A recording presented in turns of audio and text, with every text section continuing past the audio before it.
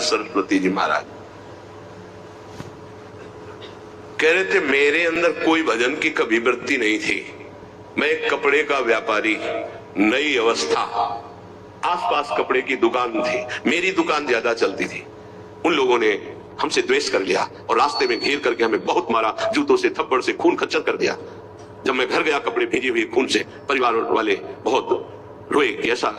मैं कुछ किसी से नहीं बोला, सह गया।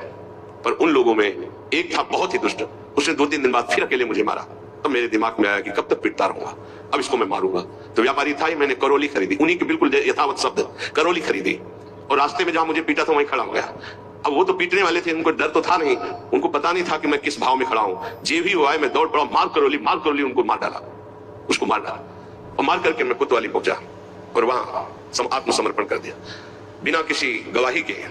मेरी ही गवाही में मुझे तन्हाई की सजा दी गई। जब तक न्याय ना होगा तब तक तन्हाई की सजा।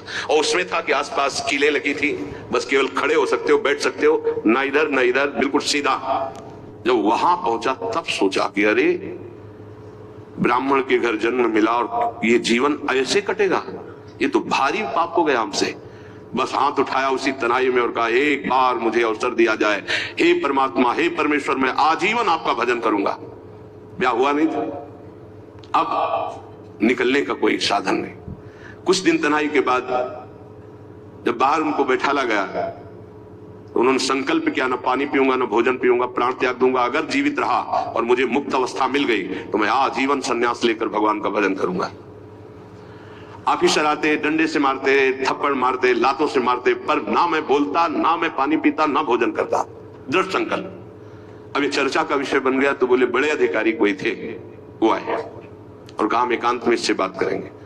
तो हमसे कहा कि बोलो, क्या बात है, क्या तुम निर्दोष हो, तुम्हें फंसाया गया है, तुम स्पष्ट बता दो, मैं तुम्हें वचन देता हूं कि मैं तुम्हारा सहयोग करूंगा। मुझे लगा कि भगवान मेरा सहयोग करने आए। मैंने आंख उठाई और कहा, श्रीमान, आप जो भी है मुझे पता नहीं, पर मैं आपसे प्रार्थना करता हूं कि अगर मुझे छूट दे दी जाए तो मैं आजीवन संन्यास लेकर भजन करना। बोले पक्का? बोले हाँ। बोले आपकी रिपोर्ट में तो आपने ही कहा है मैंने कत्ल किया है, अब आपको एक सत्य के लिए झूठ बोलना पड़ेगा, मैं आपको बचा लूंगा। आपको बोलना पड़ेगा, दबाव में मुझसे कहलाया गया, मैंने कुछ नहीं किया।